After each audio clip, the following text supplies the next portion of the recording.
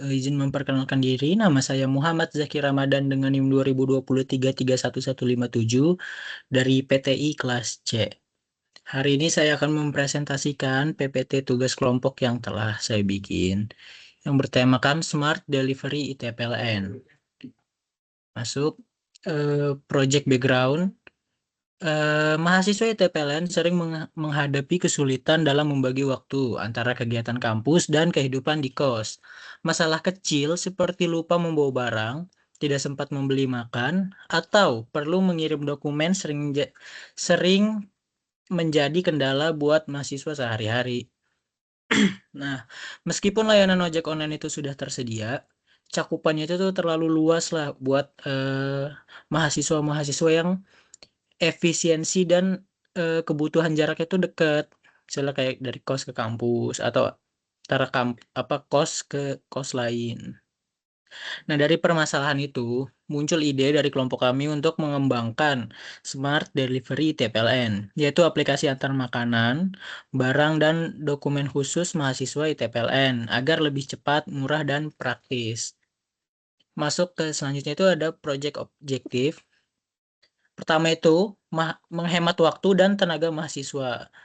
Mahasiswa itu tuh tidak perlu bolak-balik antara kos dan kampus untuk urusan kecil, jadi bisa menggunakan project yang kami bikin ini.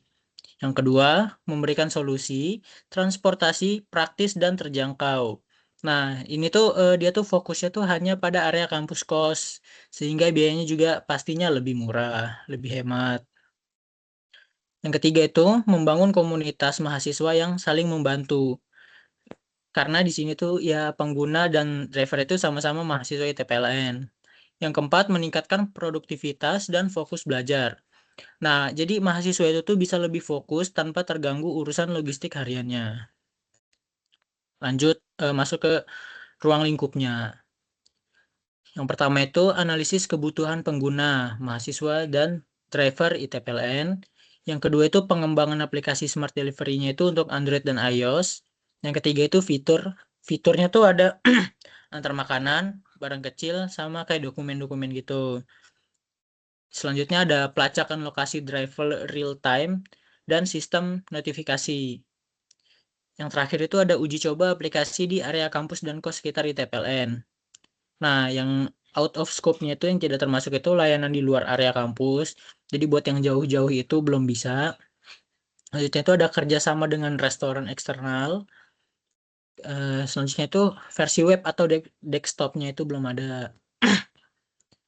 Selanjutnya lagi, di sini tuh tim pengembangnya itu kelompok 7, pelaksana utama yang merancang dan membangun aplikasi. Yang kedua itu ada dosen pembimbing. Dia tuh yang memberikan arahan, pengawasan dan evaluasinya. Yang ketiga itu mahasiswa TPLN sebagai pengguna utamanya yang menggunakan aplikasi ini sebagai pemesan maupun driver. Yang keempat itu tuh pihak kampusnya yang mendukung ekosistem dan penggunaan proyek di lingkungan kampus. Selanjutnya itu ada rundown-nya. Yang pertama itu ada minggu pertama dan minggu kedua itu mengumpulkan kebutuhan pengguna, mahasiswa dan driver. Minggu ketiga, minggu keempat itu mendesain alur sistem, database dan antarmuka interface-nya. Minggu kelima sampai ketujuh udah mulai mengembangkan aplikasi mobile Smart Delivery TPLN ini. Minggu ke-8, minggu 9 melakukan uji coba dan memperbaiki apabila terjadi bug dan lain-lain, apabila terjadi kesalahan dalam aplikasinya. Yang ke-10 itu meluncurkan versi beta di lingkungan kampus dan akan kita coba. Nah, selanjutnya itu seperti ini waterfall-nya, metode waterfall-nya. Nah, di sini ada project organisasinya. Yang pertama itu ada saya sendiri sebagai ketuanya dan project manajernya. Yang kedua itu ada teman-teman saya.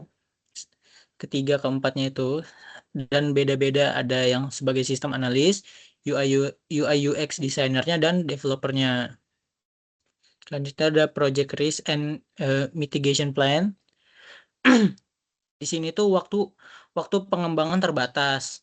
Proyek tuh harus diselesaikan sesuai waktu mata kuliah ini berjalan.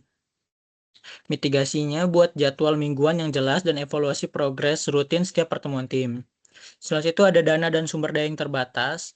Pendanaan itu ya berasal dari kontribusi internal anggota. Mitigasinya itu menggunakan software dan layanan gratis seperti Android Studio, Figma, dan Firebase Free Tier. Di situ ada partisipasi pengguna rendah. Mahasiswa kan belum tentu aktif dalam uji coba aplikasi. Nah, mitigasinya tuh ajak teman-teman ITPLN sebagai testernya lah dan masukannya nanti.